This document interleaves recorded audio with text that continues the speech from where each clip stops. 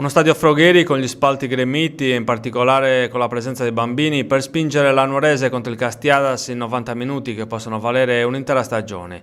I verdi-azzurri infatti in caso di vittoria nell'anticipo di sabato, che inizierà alle ore 15, potrebbero staccare con 2 giornate di anticipo il biglietto per la Serie D. Anche per questo motivo la società ha deciso di replicare, anche in occasione della sfida con la squadra del Sarrabus, l'iniziativa presso le scuole cittadine, invitando gli alunni, i genitori e gli insegnanti ad andare allo stadio per tifare Nuorese. Un esperimento riuscito alla grande in occasione della gara contro il San Teodoro, terminata col punteggio di 2-0 a favore della Nuorese, con uno stadio finalmente popolato da bambine e famiglie come non si vedeva da anni, un pubblico che ha regalato a tutti i tifosi e alla squadra una ventata di allegria e ottimismo. Stamattina la squadra, con il presidente Michele Artedino in testa, ha visitato la scuola elementare di Biscollai per incontrare gli studenti. I verdi-azzurri sono stati accolti dal preside Nazario Porcu.